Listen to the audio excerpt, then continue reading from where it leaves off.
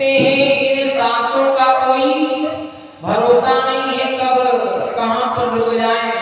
अपनी मौत को कौन देखा जाए, न जाने कितने समय में क्या हो जाए। तो ये परमात्मा की देन है जो हम रोज अच्छे अच्छे व्यंजन खा रहे हैं, अच्छे अच्छे कपड़े पहन रहे हैं, अच्छी अच्छी वायु ले रहे हैं।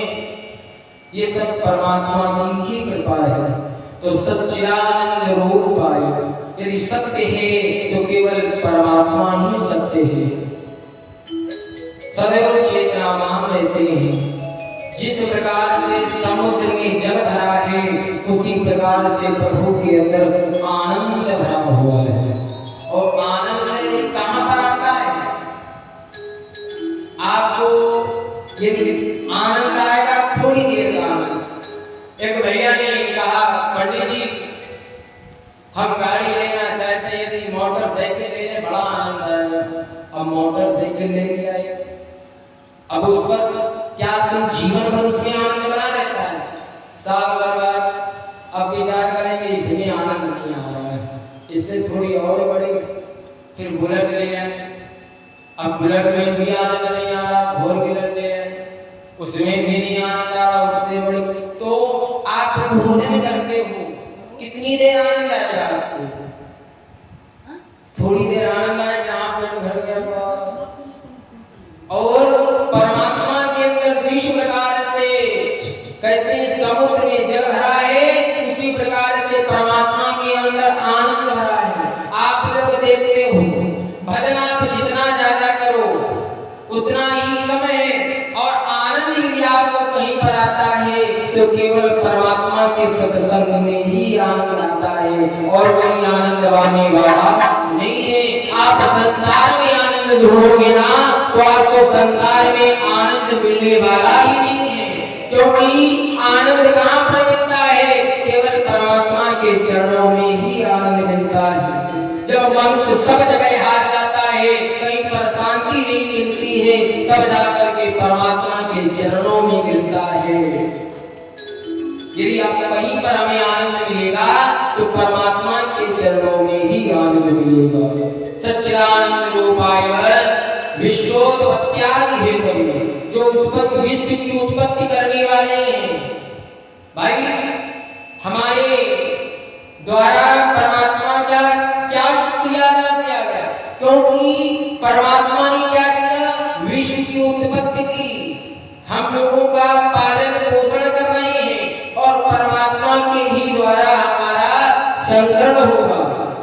विश्वोत्पत्त्यादि हेतवे तापत्रयी विनाशाय श्री कृष्णाय वयं नमः। अच्छा, तापत्रयी, ये तीन ताप हर मनुष्य के अंदर है, और हर मनुष्य के लगे हैं तीन प्रकार के ताप। ताप जानती हो भैया क्या होता है? कहते हैं दैहिक, दैविक, भौतिक। ये तीन प्रकार के ताप हर मनुष्य के अंदर लगे हुए हैं। अच्छा, दैहिक ताप जानती हो?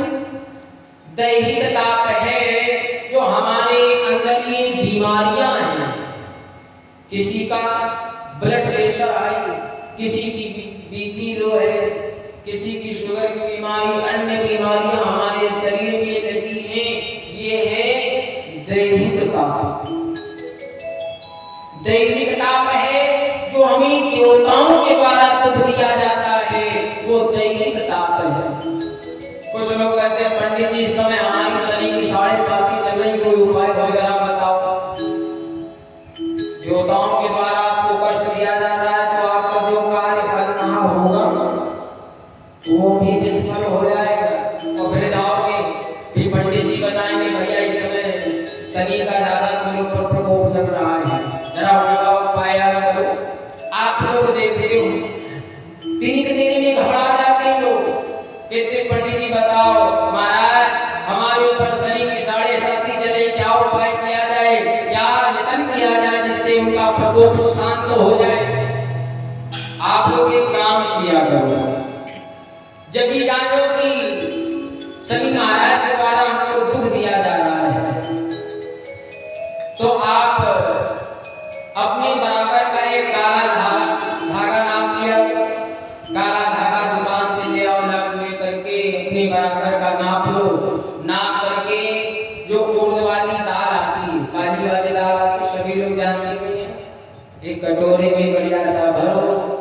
उसमें भर करके उसी काले धागे को रख करके कुछ दक्षिणा रख करके यदि कोई भिक्षुक आ जाए उसको दान कर दो, या किसी शख्स को हमारे द्वारा दान कर दिया जाता है तो इससे शनि की जो हमारे ऊपर दुख दिया जाता है उनका प्रकोप शांत हो जाता है।